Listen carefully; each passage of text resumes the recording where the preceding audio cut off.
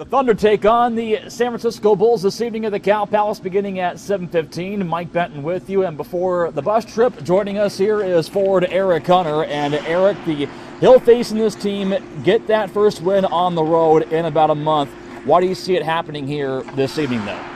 Well, I think we just need one. We're desperate for a win here on the road. We've obviously had a ton of success at home, but we're going into probably the toughest building in the conference, at least the toughest one we've seen so far. And we just need better efforts than we had the last two times out.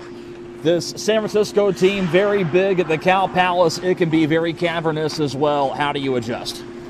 I think we just got to not be intimidated. I mean, we see what other teams that play similar style, Alaska, Ontario, teams like that have gone in there and they've had a lot of success. So for some reason we haven't been able to find that formula. I think we've been pushed around a little bit there, and once the physicality came, we shied away a little bit. So I think we got to push back, get our forecheck going a little better, and I think the problem we've had is we've tried to be too pretty in that rink. We just got to play a little bit more of a dirty road game. After one season in the AHL, what does the CCHL season mean to you?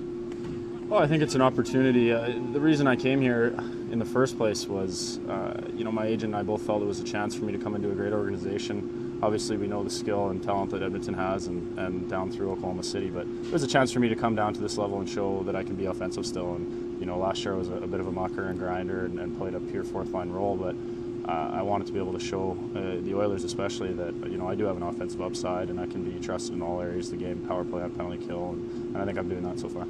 Thus far, your line mates, guys like Gabriel Levesque, Yannick Riendo, Philippe Cornet, Tony Rayala, why has it been easy to mesh with those guys so far? I think the style of game that I play complements really well with those type of players. Obviously those are pretty high-end, pure skill guys. You look at Phil, he's got a great shot. Tony Rayala, I mean, you can talk about him all day. He's pure offense, pure skill.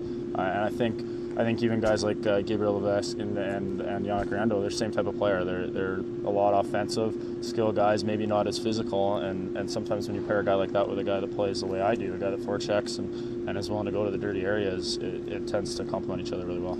Many in pro hockey say that by this time of season for a team, you are who you are. So where do you see the Stockton Thunder heading from this point?